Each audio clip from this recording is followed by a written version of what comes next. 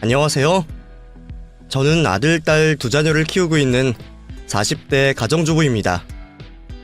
결혼해서 지금까지 시어머니를 모시고 살고 있어요. 남들은 10여 년 시댁살이 어찌 견디냐 하겠지만 사실 어려서부터 일찍 고생을 했던 저한테는 시집살이도 별건 아니었네요. 어릴 적 아버지가 일찍 돌아가신 바람에 저는 엄마와 여동생과 함께 어렵게 지냈거든요. 엄마 혼자 벌어 딸 둘을 기르려니 돈은 늘 부족했고, 그래서 저는 엄마를 돕기 위해 일찍부터 아르바이트를 하며 학교 생활을 하곤 했었어요. 돈은 없고 집은 좁고 힘든 생활이었지만 그래도 사랑하는 가족이 있기에 버틸 수 있다 생각했죠. 그런데 제가 고등학교 2학년이던 어느 날 엄마가 하루아침에 심장마비로 갑자기 돌아가고 마셨습니다. 고생만 하셨던 엄마의 죽음에 저와 어린 동생은 망연자실했죠. 하지만 저는 부모 잃은 슬픔에 빠져있을 정신도 없었어요. 엄마가 안 계시니 동생에게는 저밖에 없었고 저는 하나뿐인 동생을 위해 집안의 가장이 되어야 했으니까요. 그때 제 나이는 겨우 18살이었고 어린 동생은 이제 초등학교를 졸업할 시기였죠. 엄마가 살아계셨을 때에도 어렵게 살았던 형편에 엄마마저 돌아가시니 저희는 기초적인 생활도 할 수 없었습니다. 매달 월세에 생활비를 감당하기 위해서 저는 일을 해야만 했고 그동안 학교 다니며 하던 아르바이트 정도로는 턱도 없이 부족했어요. 주변에 도움받을 어른도 없다 보니 저는 어쩔 수 없이 학업을 중단하고 이른 나이에 돈을 벌기 시작했습니다. 그렇게 저는 고등학교를 졸업하지 못한 채로 중졸이 되었고 짧은 가방끈 때문에 성인이 되어서도 굳은 일을 하고 살아야 했죠. 그나마 여유라도 조금 있었으면 공부해서 검정고시라도 땄을 텐데 살다 보니 그런 여유보다는 당장 먹고 사는 게 더 중요하더라고요. 그나마 동생은 학교를 보낼 욕심에 제가 쉴 틈이 없었거든요. 덕분에 하나뿐인 동생은 제 손으로 등록금 벌어 대학 졸업까지 시켰지만 일만 하던 저는 여전히 중졸로 지내며 남들한테 무시도 많이 당하고 서러운 일도 많았습니다. 하지만 그런 저를 누구보다 귀하게 생각해주는 한 남자를 만나고서는 모든 서러움을 잊을 수 있었어요. 우연히 아르바이트를 하다가 만난 저희 남편은 무척 다정하고 섬세한 사람이었습니다. 제가 어떤 날 무슨 옷을 입었는지 무슨 말을 했는지까지 다 기억할 정도로 저한테 관심이 많은 사람이었어요. 처음에는 좋은 회사 다니는 직장인이 나한테 웬 관심일까 싶어 거절했는데 끈질긴 구애 끝에 결국 넘어가 버렸죠. 남편도 홀어머니 밑에서 자랐지만 저랑은 사정이 많이 다른 편이었습니다. 장사수완 좋으신 어머니는 장사며 투자며 남편 없이도 재산을 잘 불리셨고 덕분에 자식들에게 모자람 없이 해주신 분이셨어요. 그래서 시댁은 가난한 저희 집과 달리 여유가 있었고 저는 그런 남편과 결혼을 하는 게 부담일 수밖에 없었습니다. 아무리 대인배라고 해도 중졸에 친정도 없고 뭐 하나 내세울 것 없는 저를 환영해 주실 시댁은 없을 거라 생각했으니까요. 아니나 다를까 어머니는 저희 결혼을 무척 반대하셨습니다. 당연한 일이라는 생각에 큰 상심은 없었지만 어머니를 설득하기까지는 많은 노력이 필요했었죠. 그래도 자식 이기는 부모는 없다는 건지 제가 아니면 평생 혼자 살겠다는 남편의 고집에 어머니는 마지못해 저희 결혼을 허락하셨습니다. 그리고 그 조건으로 저희를 시댁에 들어와 살으라고 말씀하셨죠. 그때는 결혼 허락만 받는 걸로 감지덕지했기에 저는 군말 없이 시댁살이를 시작했습니다. 각오를 하고 들어가기는 했지만 저를 못마땅해 하시는 시어머니 눈에 드는 건 쉽지 않은 일이었어요. 아무리 잘하려고 노력해도 본전치기밖에 안 되었거든요. 그래도 시간이 지나니 어머니도 전보다는 저를 챙겨주셨고 저는 집안의 맏며느리로 어머니를 모시고 살며 제 도리를 다했습니다. 그러다 어느 날 시어머니가 갑작스럽게 쓰러지게 되셨습니다. 이제 겨우 환갑에 갑자기 그런 일이 생길 줄은 몰랐는데 사람 일이라는 게 어떻게 될 줄 모르는 일이더라고요. 그때 저는 시어머니도 저희 엄마처럼 갑자기 떠나실까봐 너무 마음을 졸였습니다.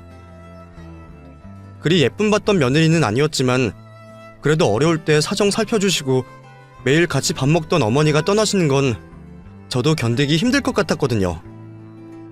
다행히도 어머니는 수술을 잘 받고 목숨을 건지셨습니다. 하지만 그 후로 몸져 누우시는 바람에 제가 몇 년간 시어머니 병수발을 들어야 했죠. 긴 병에 장사 없다는 말처럼 간병이 쉬운 일은 아니었지만 그래도 저는 어머니가 살아계셔 주는 것만으로 고생은 아무렇지 않았어요. 제가 노력해서 어머니가 다시 일어나 주시기를 바랄 뿐이었죠.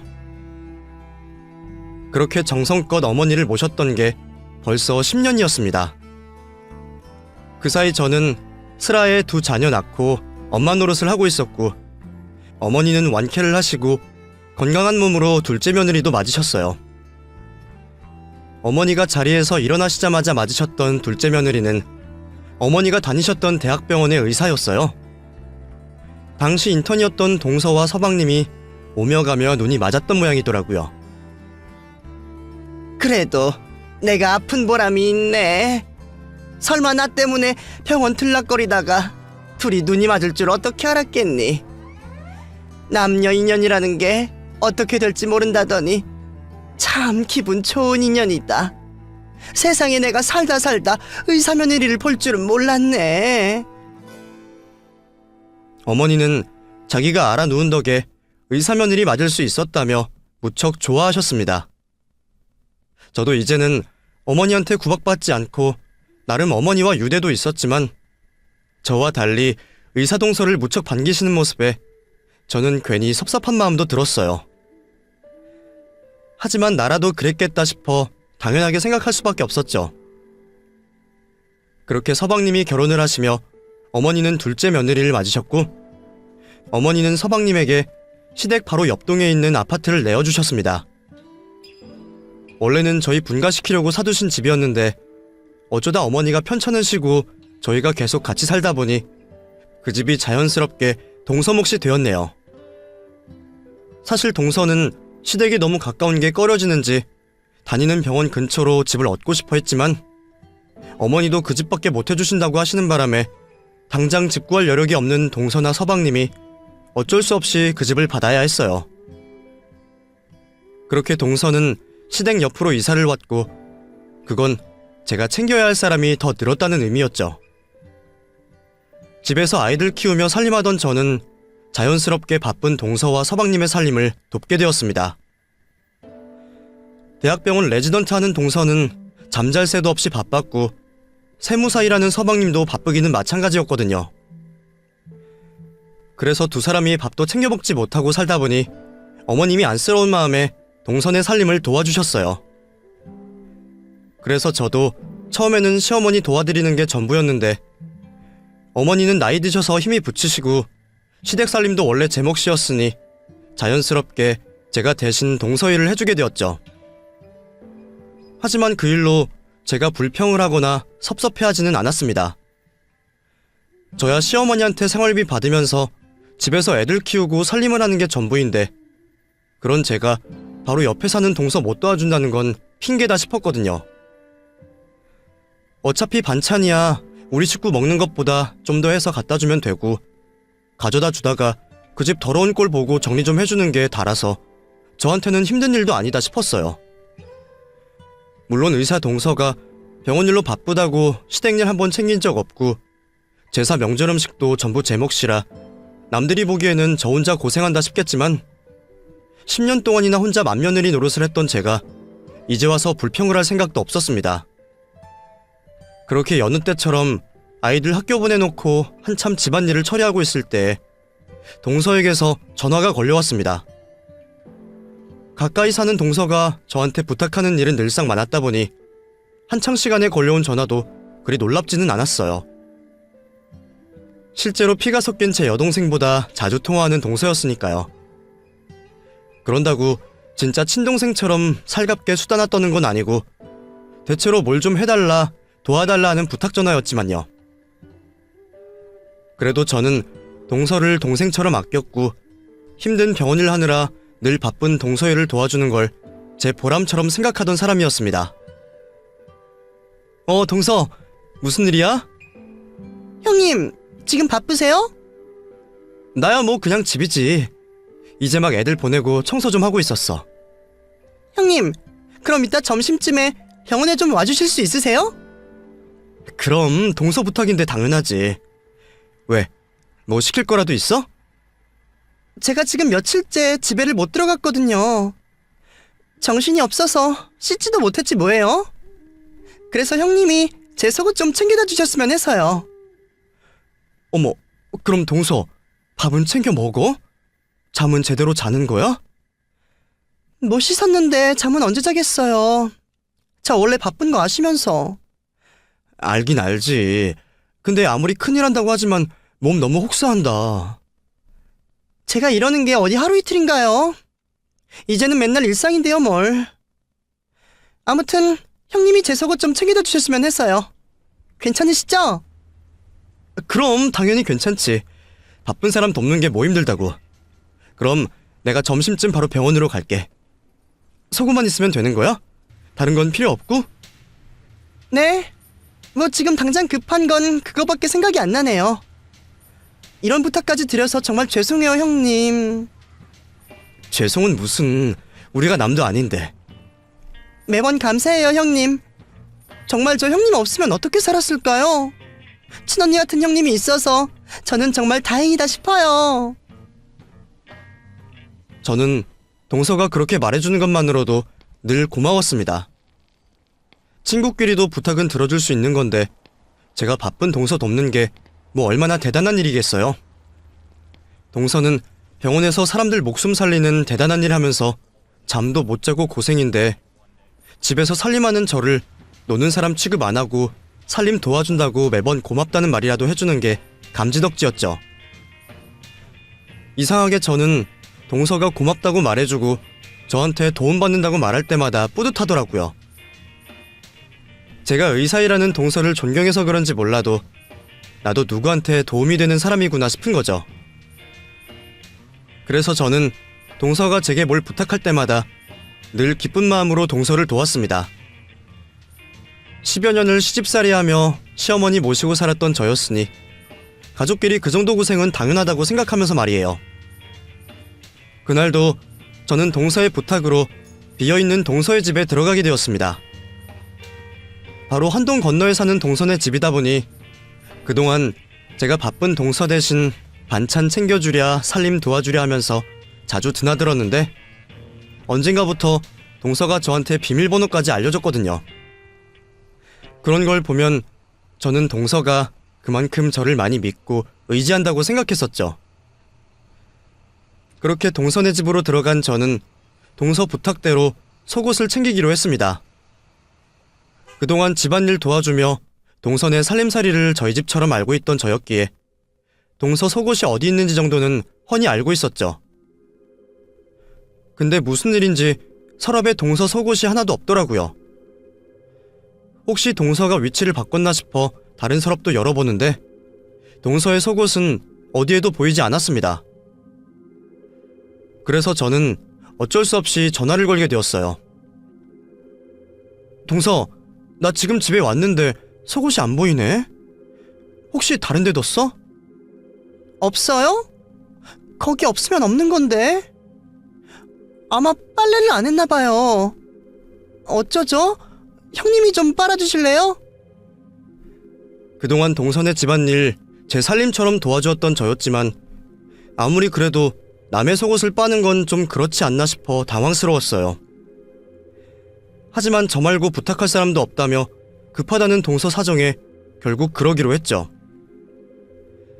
그렇게 저는 동서 말대로 세탁실로 가게 되었고 그곳에 잔뜩 쌓여있는 동서의 속옷과 빨래들을 발견하게 되었습니다.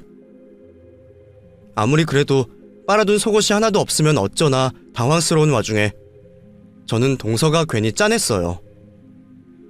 얼마나 바쁘면 빨래할 시간도 없는지 오죽했으면 동서도 저한테 그런 부탁을 했을까 싶더라고요. 어쩔 수 없이 저는 동서의 속옷들을 챙겨 곱게 손빨래를 하고 급하게 건조까지 시켜 병원으로 걸음을 서둘렀습니다. 속옷만 챙겨서 바로 가면 될 줄 알고 시간을 빠듯하게 잡았는데 계획에 없이 빨래에 건조까지 하고 났더니 벌써 점심시간이 다 지나고 있더라고요. 괜히 바쁜 사람 스케줄 꼬이게 하는 건 아닌가 싶었던 저는 급히 동서가 일하는 병원으로 달려가게 되었습니다. 마음이 급해서 동서에게 출발한다 연락을 하는 것도 잊어버린 탓에 저는 병원에 도착해서야 동서에게 전화를 걸 수 있었어요. 그런데 무슨 일인지 동서가 전화를 받지 않더라고요. 워낙 바쁜 사람이니 어디 급한 일이 있구나 싶어서 어쩔 수 없이 물건만 전해주고 가려고 했어요. 근데 순간 제가 너무 빈손으로 왔다 싶더라고요. 아무리 동서지간이고 제가 동서 부탁으로 찾아간 거라고 해도 제가 손윗사람인데 물건만 덜렁 주고 오는 것도 좀 그렇다 싶었어요. 안 그래도 제가 동생같이 생각하는 동서가 바빠서 집에도 못 가고 씻지도 못했다는 걸 들으니 더더욱 챙겨주고 싶은 마음이 들었죠. 그래서 원래는 요깃거리라도 챙겨갈까 했더니 벌써 2시가 넘은 시간이라 밥이야 진작 먹었겠다 싶어 커피나 간식이나 사갈까 싶었습니다. 동서 부탁으로 병원을 자주 드나들면서 병원 지리는 빠삭했던 저는 전에 동서가 잘 먹던 간식거리를 사러 병원 지하에 있는 카페로 찾아갔습니다. 평소에는 생활비 아끼느라 밖에서 커피 한 잔 제대로 마시는 일 없는 저였지만 쓸 때 쓰라고 있는 돈이니까 그렇게 아껴서 이럴 때 가끔 쓰는 거죠. 내가 먹지 않아도 배부르다 싶은 심정으로 동서에게 줄 간식거리를 사러 카페로 향하던 찰나 저는 이미 그 카페에 앉아있던 동서를 발견하게 되었습니다. 동서는 먼발치에 제가 있는 줄도 모르고 한창 동료들이랑 수다를 떨고 있었어요. 오히려 잘됐다 싶어 반갑게 동서에게 다가가려고 하는데 순간 동서의 말 한마디가 제 귀에 꽂혔습니다. 내 말이라면 껌뻑 죽지 우리 형님. 동서가 형님이라고 하는 걸 보니 아무래도 제 얘기를 하는 것 같더라고요. 무슨 이야기인지는 모르지만 제 얘기를 하는 것 같은 동서의 모습에 순간 저도 모르게 기둥 뒤로 숨어버렸습니다. 저도 제가 왜 숨었는지는 모르겠어요. 뒤에서 사람 이야기를 한다고 해서 나쁜 이야기만 있는 것도 아닐 텐데 이상하게 제가 들으면 안 되는 이야기라도 할 것 같더라고요. 그렇게 저는 기둥 뒤에 서서 동서의 이야기를 듣게 되었습니다. 진짜? 그 정도야? 아니, 아무리 동서지간이라 그래도 왜 그렇게까지 하지? 친자매도 아닌데. 애초에 친자매라도 그렇게는 안 하지. 나만 해도 우리 형님이랑 전화는 하지도 않아. 시댁에 가서 가끔 보는 게 전부지. 보통 그렇지 않나? 그거야 보통 그런 거고 우리 집 사정이랑은 좀 다르지. 우리 형님은 집에서 살림하잖아. 집에서 노니까 부탁하다 보면 연락할 수밖에 없는 거지. 집이 바로 코앞이라서 자꾸 부탁할 일이 생기더라고. 그럼 네가 부탁한다고 그걸 또 다 들어주셔? 집에서 살림한다고 노는 것도 아닐 텐데 군말도 없어? 군말은 무슨? 내 말이면 깜빡 죽는다니까? 중졸이라서 그런지 평소에도 나를 엄청나게 존경해. 그런 거 보면 약간 한여근성이라도 있나? 내가 부탁만 하면 자기가 더 미안해하면서 다 해준다니까? 완전 내 담당 신부나 다름없어. 어머, 중졸? 세상에, 요즘 세상에 중졸이 다 있어? 무슨 사정이길래 의무교육과정도 못 밟은 거야? 뭐 나도 자세한 건 모르는데 집안 형편이 안 좋았다나 봐. 고등학교 다닐 때 부모님 돌아가시고 가장 노릇했다는 것 같던데? 돈 벌어야 해서 공부 포기했다고 하는데 솔직히 핑계지. 하려고만 하면 어떻게든 할 수 있는 게 공부 아니야? 끈기가 없는 거지. 끈기는 없는데 한여근성은 있고? 그니까 그거라도 있어서 다행이지. 사실 오늘도 내 속옷 빨아서 가져오기로 했거든. 근데 그런 걸 시켜도 군소리를 안 해요. 오히려 그렇게 바쁘냐고 내 걱정을 하더라니까? 세상에, 아무리 그래도 너는 뭐 그런 것까지 시키냐? 차라리 새거 사오라 그러지. 새 속옷도 빨아야 하는데 그거나 그거나지 뭐. 어차피 우리 형님 그런 거 신경도 안 쓸걸? 내가 시키면 뭐든 고분고분한 사람인데 뭐 어때? 덕분에 나는 아주 편해. 형님이 우리 집 살림 다 해주고 반찬 다 해주고 덕분에 나는 공짜로 식모 쓰는 거지. 무슨 이야기를 하려나 기대도 잠시 동서는 자기 동료들 앞에서 저를 비참하게 모욕하고 있었습니다. 제가 못 배우고 가진 것 없는 하찮은 인간이라 자기 앞에서 알아서 기는 거라며 저를 한순간에 자기 담당 식모로 만들어버리더라고요. 순간 저는 제 귀가 잘못된 줄만 알았습니다. 내가 피곤해서 헛소리를 잘못 듣고 있는 건지 설마 동서가 그런 소리를 할 거라고는 생각하지 않았거든요. 그동안 늘 고맙다, 나밖에 없다 했던 동서였는데 그런 동서가 설마 자기 동료들이랑 저를 하대하고 비웃고 있을 수는 없을 거라 생각했어요. 하지만 제가 들은 이야기는 전부 사실이었습니다. 저도 너무 부정하고 싶었지만 안면도 없는 저를 비웃고 있는 그 사람들의 웃음소리는 너무 생생한 현실이었어요. 다들 저의 불우한 가정사와 식모살이가 그렇게나 웃긴 건지 한참을 깔깔대는 웃음소리에 저도 정신이 번쩍 차려졌습니다. 나는 동서를 생각해서 바쁜 와중에 점심도 못 먹고 한달음에 달려와 동서 간식거리 챙겨줄 생각하고 있었는데 정작 동서는 제가 없는 뒤에서 저를 무시하고 기만하며 저를 종년 취급하고 있었네요. 그제서야 저는 제가 그동안 동서에 충직한 종노릇을 했다는 걸 깨닫고 말았습니다. 하지만 제가 동서의 진심을 알아차렸다고 해서 딱히 할 수 있는 일도 없었어요. 그런 소리 듣고 비참하고 속이 상한다고 해서 제가 잘난 동서한테 한 소리라도 할 수가 없었으니까요. 집안에서나 밖에서나 늘 저와는 비교도 할 수 없이 대단하고 잘난 동서였기에 제가 그런 소리 좀 들었다고 해서 제 편을 들어줄 사람도 없을 것 같았죠. 그나마 남편은 제 편이겠지만 그것도 싫더라고요. 제가 무시당한다는 걸 남편에게 알리는 게 창피했거든요. 그 와중에 기왕 들고 간 동서 속옷을 카운터에 맡기고 나온 걸 보면 제가 동서한테 그런 무시를 받을 만하다 싶었죠. 그런 소리를 듣고도 끝까지 심부름을 하는 걸 보면 동서 말대로 제게 정말 한여근성이라도 있는 게 아닐까 싶었습니다. 사실 비참하지만 그게 정답이었을지도 몰라요. 평생 남들 앞에 아쉬운 소리만 하고 머리 조아리며 산 제가 어디 의사 동서 앞에서 고개를 들 수 있겠어요. 그런 게 전부 저의 자격지심이고 제가 모자라서 그런 건지 몰라도 저는 안타깝게도 그릇이 그것밖에 안 되는 사람이었습니다. 그런 제가 할 수 있는 건 그저 못 들은 척, 아무 일 없었던 척 집으로 돌아가서 저녁 준비를 하고 평소와 다를 것 없이 지내는 일뿐이었습니다. 속이 상한다고 방에 틀어박혀 있을 수 없는 게 시집살이하는 맏며느리였기에 저는 제 감정을 숨기고 해야 할 일이나 할 수밖에 없었죠. 근데 뭐가 그렇게 서러웠던 건지 콩나물 다듬는 손등 위로 자꾸만 물기가 떨어지는 겁니다. 저도 그 나이 먹고 눈물 보이고 싶지 않았지만 마음대로 되지 않더라고요. 그래도 혼자 좀 울고 나면 개운해지겠지 싶어 몰래 울고 있었는데 그걸 또 하필이면 시어머니가 눈치를 채버리셨어요.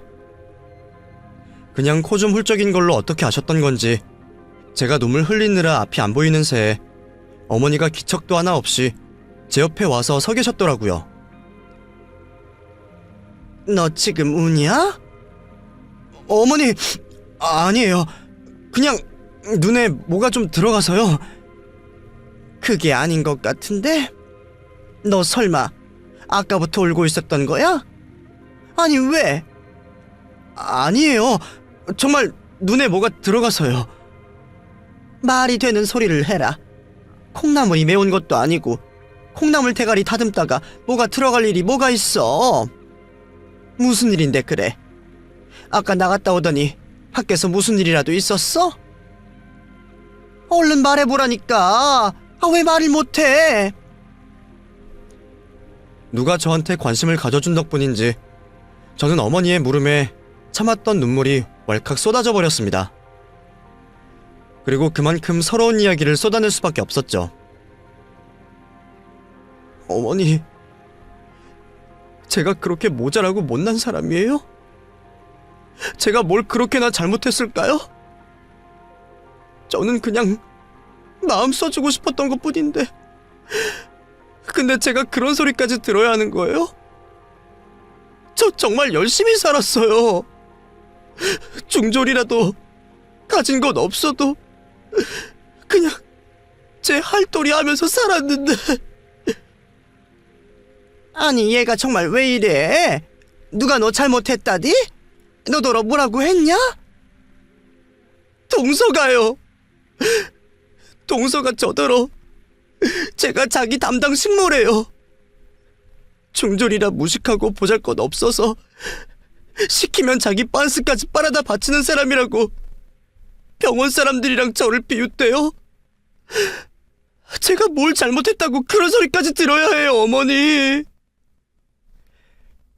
그런 소리를 해봤자 평소 동서를 예뻐하시던 어머니라면 뭘 그런 걸로 눈물바람이냐며 되려 저를 야단치시겠지만, 그때는 저도 모르게 곡소리가 나왔습니다. 어머니가 저를 달래주실 거라는 기대가 없는데도 그냥 한번 터져버린 눈물이 본물처럼 쏟아지더라고요. 말을 하면서도 얼마나 억울하고 서러운지 저는 결혼하고서 처음으로 시어머니 앞에서 그런 꼴을 보였습니다. 그동안 힘든 시집살이하고 시어머니 병수발 다 들면서도 이렇게나 힘들고 마음 아팠던 적은 없었는데, 동서의 말 한마디에 제가 이렇게 힘들 줄은 몰랐네요. 어머니도 제가 그렇게 서럽게 우는 건 처음이신 건지 정작 물어보신 분이 말씀도 못하시고 당황하셨어요. 아니, 둘째가 무슨 말을 했다고? 아가, 진정 좀 해봐라. 진정하고 찬찬히 얘기해봐. 당황스러워서 그러시는지 화도 안 내시고 혼도 안 내시고 오히려 저를 다독여 주시더라고요. 웬일로 다정하신 어머니의 품속에서 저는 원없이 서러움을 달랠 수 있었습니다. 그렇게 한바탕 목 놓아 울고 났더니 그래도 좀 마음이 진정이 되는 기분이었어요. 어머니도 그제서야 저더러 제대로 자초지정을 얘기해보라고 물어보시더라고요. 마음이 좀 풀려서 그런지 괜한 말을 꺼냈다 싶어 후회스러웠지만 이미 뱉어낸 말을 도로 주워 담을 수는 없었습니다. 제가 동서 탓을 하는 걸 시어머니가 똑똑히 들으셨고 이제 와서 아니었다고 수습을 할 수도 없었어요. 결국 저는 어쩔 수 없이 고자질하는 심정으로 시어머니에게 낮에 했던 일을 전부 말씀드렸습니다. 그동안 제가 동선의 집 살림 살아준 거야 시어머니가 잘 아시니까 굳이 설명할 필요는 없었을 테고, 저도 그냥 동서가 그 자리에서 했던 말에 더하는 것도 덜하는 것도 없이 제가 들었던 이야기만 딱 전하게 되었어요. 그런 말을 하면서도 저는 어머니한테 별 기대를 하지 않았습니다. 동서가 그랬다고 해서 의사며느리 혼내실 분도 아니라 생각했고, 어쩌면 어머니가 제 이야기를 안 믿으실지도 모른다 싶었어요. 그동안 워낙 앞에서 잘했던 동서였기에 당사자인 저도 듣고도 못 믿을 일이었으니 말이에요. 그런데 너무 놀랍게도 그 이야기를 다 들으신 어머니가 저보다 더 속상해하시며 아주 많이 화를 내시더라고요. 세상에, 무슨 그런 소리를 다 해. 자기 식구 얘기를 밖에서 하는 걸로도 모자라서 감히 그런 소리를 했단 말이야? 걔가 그렇게 막대먹은 애인 줄은 몰랐구나. 저도 차마 어머니 앞에서 동서 욕은 못하고 있었는데 오히려 제 대신 동서 욕까지 해주시는 어머니를 보고 놀라자 어머니는 그런 저를 짠한 듯 바라보며 말씀하셨습니다. 왜? 그럼 내가 작은 애 편이라도 들어줄 줄 알았니? 어머니, 내가 평소에 너더러 구박 좀 했다고 그렇게 생각한 거야? 아이고 바보야. 너는 같이 사는 내 식구고 작은 애는 손님 아니냐? 매일 보는 딸보다 가끔 보는 손님 더 챙기는 게 당연한 거 아니냐? 딸한테 잔소리 좀 한다고 서니 그렇다고 걔랑 너랑 같겠니? 어머니, 그 말씀 정말이세요? 지금 제 말 믿어주시는 거예요? 왜 또 그런 바보 같은 소리를 해? 너랑 나랑 세월이 벌써 10년이다. 너는 내 딸이나 마찬가지야. 아니, 저는 그냥 어머니가 동서를 예뻐하시니까. 그리고 동서가 원래 그런 사람이 아니었잖아요. 저도 다른 사람이 그런 말 했으면 못 믿었을 것 같은데 어머니가 제 말을 단번에 믿으시는 게 신기해서요. 아이고, 네가 그런 걸로 거짓말이라도 할 줄 아는 애였으면 네가 지금껏 나한테 붙들려서 나랑 같이 살고 있겠니? 네가 요령 피울 줄 모르고 순한 애인 건 누구보다 내가 잘 안다. 근데 네가 설마 둘째 질투난다고 거짓말을 했을까봐? 어머니가 제 말을 믿어주신다는 말에 저는 이미 상한 기분이 다 풀리는 기분이었습니다. 밖에서 아무리 억울하고 서러운 일을 당하고 와도 집에서 엄마 품에 투정부리면 다 괜찮아졌던 어린 시절처럼 제가 어머니 덕분에 마음이 풀렸죠. 하지만 제가 풀렸다고 어머니도 괜찮지는 않으셨던 모양입니다. 저는 어머니가 제 편 들어주신 걸로 만족하고 한풀이 한번 했다 치고 그냥 넘어갈 생각이었는데 어머니는 저한테 그런 말한 동서가 절대로 용서가 안 되시는지 당장이라도 동서를 불러 경을 치실 것처럼 나오셨어요. 그런 모습이 저한테는 참 낯설면서도 제 편을 들어주시니 기분은 좋았습니다. 어머니, 저 이제 어머니 마음 알았으니까 그만하셔도 돼요. 어머니한테 위로받은 걸로 저 충분히 괜찮아졌어요. 동서 불러서 야단내시면 저 때문에 괜히 동서랑 어머니 관계만 나빠지잖아요. 서방님도 곤란하실 거고요. 그러니까 저 정말 괜찮아요, 어머니. 그렇다고 그런 아나무인을 그냥 두면 되는 거냐? 그래, 내가 둘째가 의사라서 좋아했던 것도 맞고 남의 집에서 시집온 며느리 대접 잘해줬던 것도 맞다. 근데 아무리 손님 귀하다 그래도 내 새끼 건드리는 꼴은 못 보지 않겠니? 이번 일은 내가 못 참겠으니까 첫째 너는 그냥 가만히 있어라. 제가 괜찮다고 만류하는데도 어머니는 동서의 일을 그냥 넘어가지 못하신다며 엄포를 놓으셨습니다. 그런 어머니 모습을 처음 보게 된 저는 어머니가 동서에게 무슨 말씀을 하실까 괜히 걱정이 되었어요. 그리고 곧바로 며칠 뒤 어머니는 작정을 하셨는지 동서와 서방님을 집으로 부르셨습니다. 그 사이 이미 동서의 일도 마음이 풀린 저는 고부지간이 나빠질까 염려해 어머니에게 적당히만 하시라고 몇 번이나 말씀을 드렸어요. 그렇게 동서와 서방님이 일을 핑계로 늦은 저녁이 되어서야 집으로 찾아왔고 어머니는 두 사람을 앉혀놓고 말씀하셨습니다. 그래, 니들 왔니? 오늘 내가 니들한테 길게 할 이야기가 있어서 불렀다. 무슨 말씀이요? 엄마, 중요한 거 아니면 나중에 하시지. 꼭 오늘 오라고 하시는 이유가 뭐예요? 이 사람이라 전화 바빠서 잠도 못 자는 거 아시면서 이 사람 피곤하니까 짧게 하세요. 바로 옆동 살면서 바쁜 사람들 오라가라 했다며 어머니한테 대꾸하는 서방님의 말에 어머니의 표정이 순식간에 구겨지셨습니다. 그동안은 늘 어머니가 그런 동선의 사정 아시고는 며느리 놀이 한번 안 시키며 먼저 배려하고 신경을 써주셨으니 서방님이 그런 볼멘 소리를 할 일도 없었거든요. 그래, 그럼 짧게 얘기하마. 니들 집 빼라. 그 집 내일 당장 내놓을 거니까 얼른 이사갈 집 알아보도록 해라. 작은애 너 병원 근처에 집 얻어달라 그랬었지? 너 좋은 대로 그렇게 해라. 그게 무슨 말씀이세요? 집을 빼라뇨? 그럼 어머니, 저 병원 근처에 다시 집 얻어두시게요? 그렇게 대단한 의사한다는 애가 말귀는 잘 못 알아듣는 모양이구나. 내가 너 좋을 대로 하랬지 언제 해준다 그랬니? 그 집 내 명의로 되어 있고 나는 내 집 팔아버릴 거니까 니들은 니들끼리 알아서 이사라는 말이다. 그게 무슨 말이에요, 엄마? 갑자기 우리가 왜 나가요? 나는 니들을 내 자식으로 생각하고 해줄 만큼 해줬다고 생각했는데 니들은 그렇지 않았던 모양이더구나. 근데 내가 남보다 못한 니들한테 집 해줄 이유가 있다고 생각하니? 어머니, 저희가 뭐 실수라도 한 게 있나요?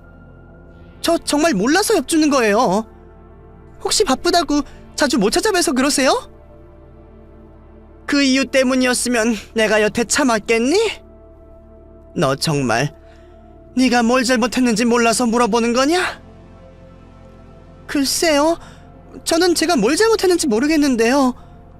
제가 일한다고 형님처럼 며느리돌이 잘 못하는 건 알지만 그래도 남은 아니잖아요. 그래? 그럼 너는 가족끼리 남들 앞에서 뒷담을 하고 식모처럼 부리고 그러는 모양이지? 감히 형님더러 속옷 빨아 가져오라 시키고 남들 앞에서는 중졸의 식모라고 사람을 비웃어? 그게 네가 말하는 가족인 거냐? 어머니, 그게 무슨 말씀이세요? 제가 설마 그랬을 리가 있나요? 저 아니에요. 설마 형님이 그러셨어요? 형님, 제가 부탁 좀 드렸다고 서운해서 그런 거짓말까지 하신 거예요? 그럼 차라리 저한테 직접 말씀하시지 저한테 왜 그러세요? 어머니, 아니에요. 형님이 뭔가 오해하신 거예요. 저 그런 사람 아닌 거 아시잖아요. 내가 정말 몰랐을까? 네가 대단한 일 한다고 병원 핑계대고서 힘든 일은 네 형님한테 다 떠넘긴 거 내가 하나도 모르는 줄 알았어? 아니면 내가 너 좀 예뻐한다고 그거 다 알아도 눈 감아줄 줄 알았냐? 나도 가족 단위니까 힘든 사람 편히 좀 봐주고 하는 거 그냥 넘겼던 거다. 근데 그런다고 너더러 딸 같은 내 며느리한테 그딴 소리 하라고 둔 건 아니야. 네가 의사 명함 말고 못 잘난 게 있냐? 없는 집에서 고생해서 공부해서 의사했다길래 기특해했더니 자기보다 더 힘들게 지낸 사람을 깔보고 자기 식구를 식모라고 얘기를 해? 네가 감히? 제 탓을 하며 어머니께 변명을 하던 동서도 어머니가 전부 알고 계신다는 걸 알자 더 이상 말을 하지 못했습니다. 서방님 역시 그런 동서의 모습과 시어머니의 호령이 당황스러운지 어머니를 말릴 생각도 못하고 앉아있었죠. 내가 너는 며느리로 생각했지만 큰애는 딸처럼 생각한다. 쟤 일찍 돌아가신 친정엄마 대신 지 동생 챙긴다고 그 고생했던 거지. 너 같은 애한테 무시당하려고 그렇게 살았던 거 아니다. 너는 네가 대단히 잘났다고 생각하는 모양인데 그렇게 잘났으니 니들 힘으로 살아보라 이거야. 당장 짐 빼고 앞으로 이쪽 동네는 얼씬도 하지 마.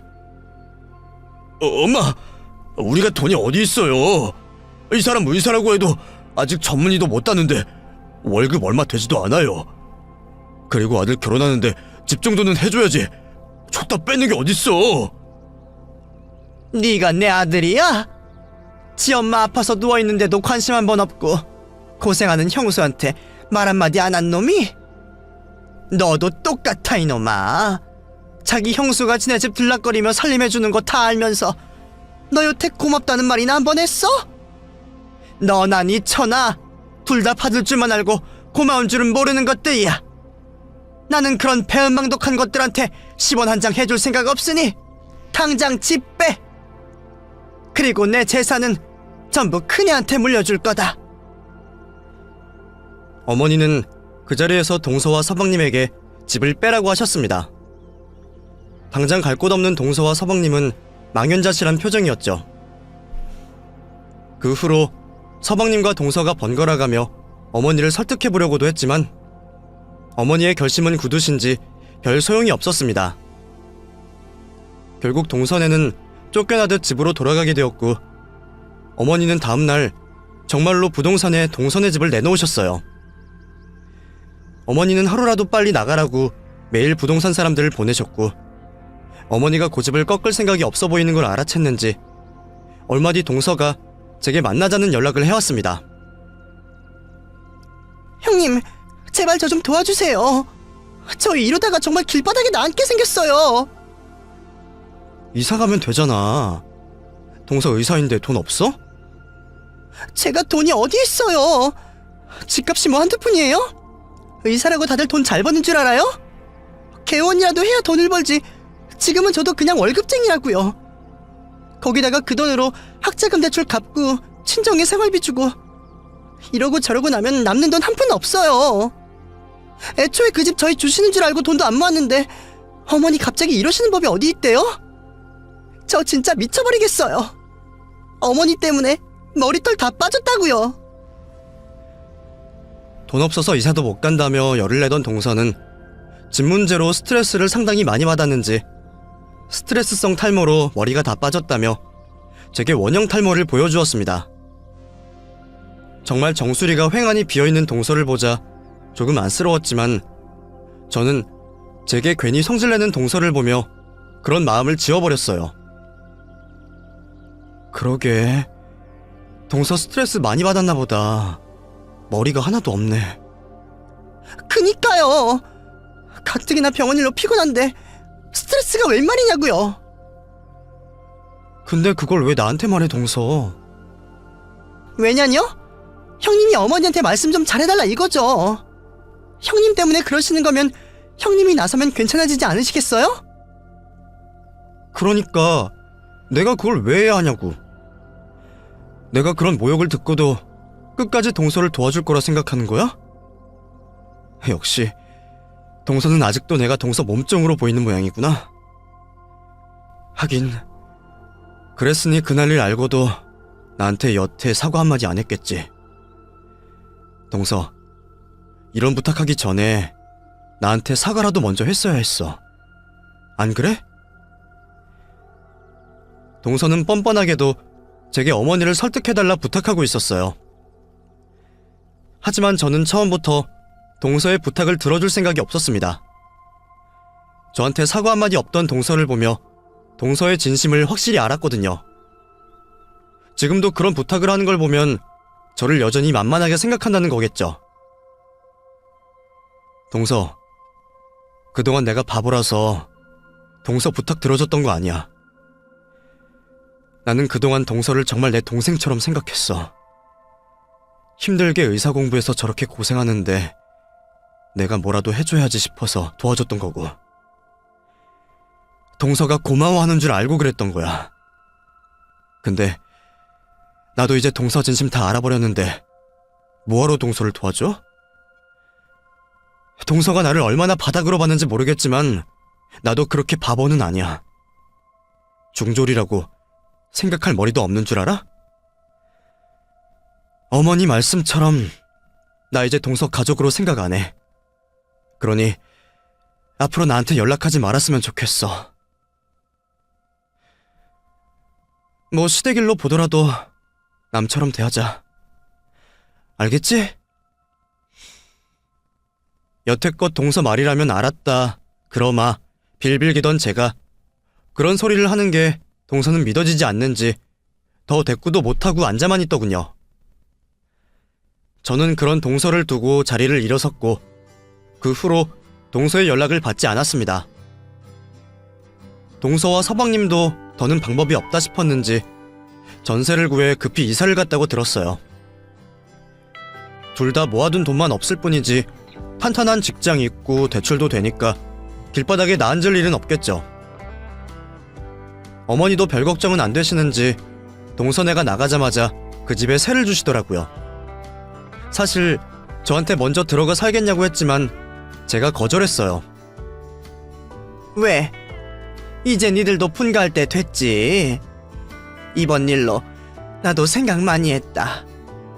내가 편하다는 이유로 너를 너무 부려먹었나 싶어서 반성되더구나. 처음에는 적당히 데리고 살다가 내보내려고 했는데 그 사이에 네가 내 병수발 들고 하느라 시기를 놓쳤잖니. 네가 착해서 말도 못하고 시집살이 살았을 거 생각하니 이제라도 분가시켜야겠는데 말이야. 저 진짜 분가 생각 없어요, 어머니. 저희 나가 살면 어머니 혼자 지내시는 거 걱정돼서 저 맨날 여기 와 있을걸요? 두 집 왔다 갔다 하는 건 이제 그만하고 싶어요. 그러니까 저랑 평생 같이 살아요, 어머니. 저도 전에는 종종 섭섭한 일들도 있었죠. 어머니가 의사동서만 예뻐하시고 저는 그냥 곁에서 부리시는 줄만 알았는데 이번 일로 저도 어머니의 진심을 알았습니다. 어머니가 표현이 없으셨을 뿐이지 저를 아끼신다는 걸 말이죠. 알고 보니 어머니는 진작부터 남은 재산을 저희한테 물려주려고 생각하셨더라고요. 동서는 나중에 어머니 재산으로 병원까지 차릴 생각을 하고 있었는데 어머니는 동서네에 집 한 채로 족하다 싶으셨다죠. 물론 이제는 그마저 없겠지만요. 그것도 모르고 저는 어머니한테 섭섭하다 했으니 제가 정말 바보였습니다. 덕분에 어머니 마음을 알게 되어 동서에게 고맙기도 했죠. 그 후로 제가 동서를 보는 일은 한동안 없었어요. 동서가 뒤늦게 며느리 도리하겠다고 명절마다 시댁에 찾아왔지만 그때마다 저는 일부러 집을 비우고 친동생 네에 가 있었거든요. 지가 나서서 토리하겠다는데 네가 고생할 게 뭐 있냐? 올해부터 재산은 둘째가 할 테니까 너는 친정 가 있는다 생각해라. 여태 그만큼 고생했으면 할 만큼 했어. 이제는 동서가 고생할 차례라고 저를 밖으로 내보내시는 어머니 덕분에 요 몇 년 사이 저는 명절에 기름 냄새 맡아본 일이 없네요. 그동안 동서 목까지 고생했던 제가 이런 호사를 누리게 될 줄은 몰랐죠. 동서는 시어머니 앞에서 찍소리 못하고 음식하느라 고생 좀 했던 모양입니다. 그동안은 살살 눈치 봐가며 앉아만 있다가 제가 고생해서 만든 음식만 바리바리 싸가기 바빴으니 동서도 이제야 그 고생을 알겠네요. 남편도 이번 일로 자기가 많이 무심했다며 저를 다독여 주었고 덕분에 저도 마음을 다 풀었어요. 앞으로 동서와 어떻게 지내게 될지 모르겠지만 저도 더 이상 동서에게 호락호락 당해주지는 않을 겁니다. 동서가 저를 무시하는 만큼 저도 윗사람 노릇을 톡톡히 해야겠죠. 그럼 제 이야기는 여기서 마치겠습니다. 감사합니다.